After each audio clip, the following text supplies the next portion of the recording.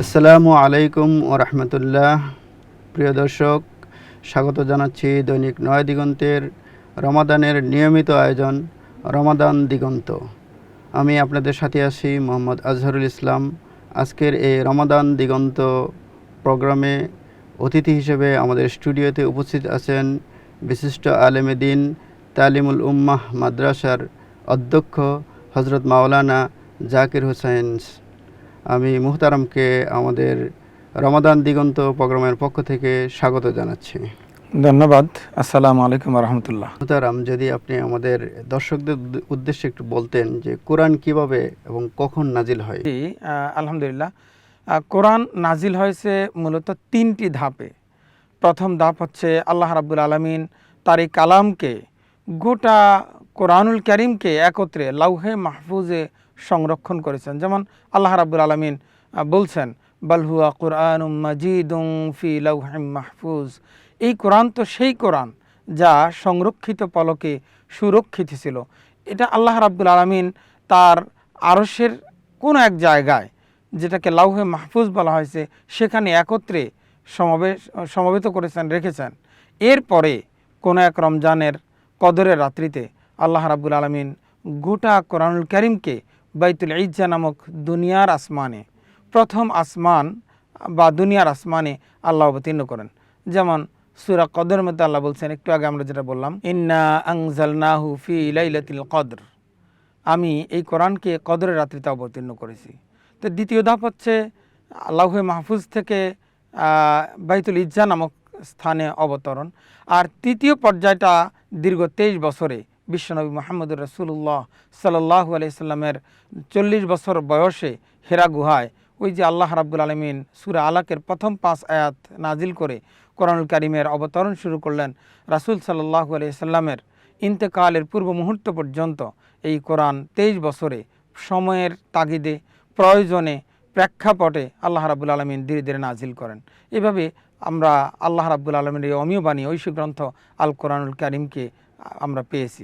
ধন্যবাদ মুহতারামকে আমার গুরুত্বপূর্ণ একটা প্রশ্নের উত্তর দেওয়ার জন্য। পাঠকদের উদ্দেশ্যে যদি একটু বলতেন কোরআনটা কিভাবে রাসূল সাল্লাল্লাহু আলাইহি ওয়াসাল্লামের উপর নাজিল হয়। জি, কোরআন রাসূল সাল্লাল্লাহু আলাইহি ওয়াসাল্লামের উপর নাজিল হয় মূলত প্রয়োজনের প্রেক্ষাপটে। যখন যে আয়াত নাজিল করা প্রয়োজন ছিল, আল্লাহ রাব্বুল আলামিন তখন সেই অংশটুকুই নাজিল করেছেন। কোনো কোনো আয়াত একাধিকবারও নাজিল হয়েছে। নাজিল কৃত এই আয়াতগুলোকে দুই ভাগে ভাগ করা হয়েছে। একটা হচ্ছে মাক্কি সূরা, আরেকটি হচ্ছে মাদানী সূরা। রাসূলুল্লাহ সাল্লাল্লাহু আলাইহি ওয়াসাল্লামের হিজরতের আগে যত সূরা অবতীর্ণ হয়েছে, সেটা যেখানেই হোক, সেগুলোকে বলা হয় মাক্কি সূরা। আর রাসূল সাল্লাল্লাহু আলাইহি সাল্লামের হিজরতের পরে, মদিনায় আসার পরে রাসূল সাল্লাল্লাহু আলাইহি সাল্লামের উপরে যতগুলো আয়াত বা সূরা নাজিল হয়েছে, সেগুলোকে বলা হয় মাদানী সূরা। মূলত এই এই নাজিলকৃত সূরাগুলো বিভিন্নভাবে রাসূল সাল্লামের উপর অবতীর্ণ হয়েছে। কখনো জিবরাইল আমিনের মাধ্যমে সরাসরি, কখনো অন্য কোনো ফেরেশতাও ওহী নিয়ে আসতেন, কখনো পর্দার অন্তরালে আল্লাহ রাসূল সাল্লাল্লাহু আলাইহি সাল্লামকে ডাক দিয়ে বলতেন, আবার কখনো রাসূলের অন্তঃকরণ ঢেলে দিতেন। এভাবে অনেকগুলো 7টি 8টি ধাপের কথা আছে তাফসিরুল কোরআনগুলোতে, যে আল্লাহ রাব্বুল আলামিন রাসূলকে এই কীভাবে আয়াত দিয়েছেন, অর্থাৎ ওহী নাজিলের যে ধারাবাহিকতা। সব মিলে যেটা বলতে পারি সেটা হচ্ছে আল্লাহ রাব্বুল আলামিন যখন যেভাবে চেয়েছেন, প্রয়োজনের তাগিদে রাসূল সাল্লাল্লাহু আলাইহি সাল্লাম যখন যেই প্রশ্নের সম্মুখীন হয়েছেন, কিংবা জাতিকে রাসূল সাল্লাল্লাহু আলাইহি সাল্লাম যখন যে নির্দেশনা দেওয়া দরকার, তখনই আল্লাহ রাব্বুল আলামিন সেই নির্দেশনা রাসূলের প্রতি অবতীর্ণ করেছেন। সম্মানিত দর্শকবৃন্দ, আশা করি আপনাদের প্রশ্নের উত্তর পেয়েছেন। মুহতারাম, দর্শকদের পক্ষ থেকে একটু জানতে চাচ্ছি, রমজান মাসে কোরআন তেলাওয়াতের গুরুত্ব কি, যদি একটু বলতেন। জি, খুব চমৎকার একটি প্রশ্নের অবতারণা করেছেন। কোরআন তেলাওয়াত এত বেশি গুরুত্বপূর্ণ যে আল্লাহ রাব্বুল আলামিন সর্বপ্রথম যে ওহী নাজিল করেছেন সেটিই ছিল ইকরা বিইসমি রাব্বিকাল্লাযী খলাক। ও নবী, আপনি পড়ুন, সেই পড়াটা হবে আপনার রবের নামে। ইকরা বিইসমি রাব্বিকাল্লাযী খলাক, আপনি আপনার রবের নামে পড়ুন। এই রবের নামে পড়াটাই হচ্ছে মূলত কোরআনের পড়া, দিন সম্পর্কে জানা। আল্লাহ রাব্বুল আলামিন প্রথম অর্ডারটাই দিলেন কোরআন তেলাওয়াতের ব্যাপারে। এরপর আল্লাহ রাব্বুল আলামিন বলছেন যে ওয়ারাত্তিলিল কোরআনা তারতিলা, তোমরা যখন কোরআন তেলাওয়াত করবা, তারতিলের সাথে কোরআন তেলাওয়াত করতে হবে। রাসূল আকরাম সাল্লাল্লাহু আলাইহি ওয়াসাল্লামের উপরে আয়াত নাজিল হওয়ার পরে আল্লাহর নবী বিশ্বনবী মুহাম্মদ রাসূলুল্লাহ সাল্লাল্লাহু আলাইহি সাল্লাম এত বেশি তেলাওয়াত করতে থাকলেন, এত বেশি তার জিহবা আওড়াতে থাকলেন, আল্লাহ নিজেই বলেন লা তুহাররিক বিহি লিসানাক, ও নবী আপনি আপনার জিহবাকে এত বেশি কোরআন তেলাওয়াতের জন্য নাড়াতে হবে না। কেন? আল্লাহ রাব্বুল আলামিন অন্য সূরায় বলছেন যে আমি আপনাকে শিখিয়ে দেব, আমি আপনাকে শিখিয়ে দেব, আপনি ভুলবেন না। সানুকরিউকা ফালা তানসা, আমি আপনাকে পড়িয়ে দিব, আপনি ভুলবেন না। প্রত্যেক রমাদানে আল্লাহ রাসূল সাল্লাল্লাহু আলাইহি সাল্লাম কাছে জিবরাইল আমিন নেমে আসতেন, এসে রাসূলকে কোরআন দার্স দিতেন, রাসূল তাকে শোনাতেন, অর্থাৎ দুজনের মধ্যে পারস্পরিক কোরআন তেলাওয়াত হতো, একজন একজনকে শোনাতেন।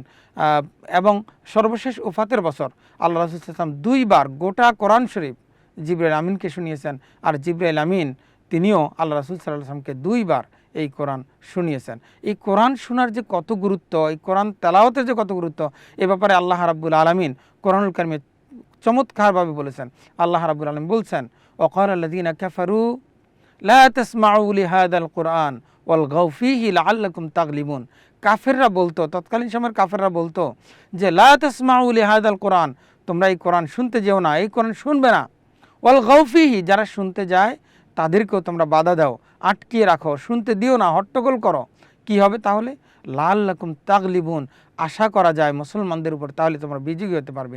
সম্মানিত দর্শক শ্রোতাদেরকে আমরা বলবো, আমরা তো আসলে কোরআন থেকে এখন বিমুখ হয়ে যাচ্ছি, কোরআন থেকে দূরে সরে যাচ্ছি, কিন্তু আল্লাহ রাব্বুল আলামিন আমাদেরকে বিজয়ের একটা এজেন্ডা দিয়ে দিলেন যে কোরআন কাফেররা আমাদেরকে শুনতে দিতে চায় না।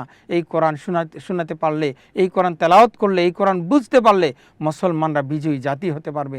তাই কোরআন থেকে গাফিল করার জন্য তারা ষড়যন্ত্র করেছিল এবং তাদের দারুণ্যদ বৈঠকে সিদ্ধান্ত নিয়েছিল যে কোরআন কেউ শুনবে না, শুনতেও দিবে না। এই জন্য আমরা বেশি বেশি কোরআন তেলাওয়াত করব, বেশি বেশি কোরআন অধ্যয়ন করব। রাসূলুল্লাহ আকরাম সাল্লাল্লাহু আলাইহি ওয়াসাল্লামের একটা হাদিস দিয়ে শেষ করছি। আল্লাহ রাসূল সাল্লাল্লাহু আলাইহি ওয়াসাল্লাম বলছেন যে কোরআনের প্রত্যেকটা হরফ তেলাওয়াত করলে পরে কমপক্ষে 10 নেকি পাওয়া যাবে। রাসূল সাল্লাল্লাহু আলাইহি ওয়াসাল্লাম লা আকুলু আলিফ লাম মিম হারফুন, আমি বলি না যে আলিফ লাম মিম হরফ, বাল আলিফু হারফুন ওয়াল লামু হারফুন ওয়াল মিমু হারফুন, বরং আলিফ একটা হরফ, লাম একটা হরফ, মিম একটা হরফ। অর্থাৎ কেউ যদি পড়ে আলিফ লাম মিম তাহলে কমপক্ষে তার 30 নেকি হবে। আল্লাহ রাসূল সাল্লাল্লাহু আলাইহি ওয়াসাল্লাম বলছেন খায়রুকুম মান তাআল্লামাল কুরআনা ওয়া আল্লামা, তোমাদের মধ্যে যে কোরআন তেলাওয়াত করে, কোরআন পড়ে এবং অন্যকে পড়ায়, কোরআন শিখে এবং শেখায়, সে হচ্ছে মানুষের মধ্যে সর্বোত্তম মানুষ। তাই কোরআন তেলাওয়াতের গুরুত্ব যে কতটুকু আমরা এই দুটি হাদিসের মাধ্যমে এবং এই সংক্ষিপ্ত আলোচনার মাধ্যমে অন্তত একটু টাচ পেতে পারি। সম্মানিত দর্শকবৃন্দ, আজ এখানেই শেষ করছি মাহে রমাদানের প্রোগ্রাম রমাদান দিগন্ত। নয়া দিগন্তের সাথেই থাকুন। ধন্যবাদ। আসসালামু আলাইকুম ওয়া রাহমাতুল্লাহ।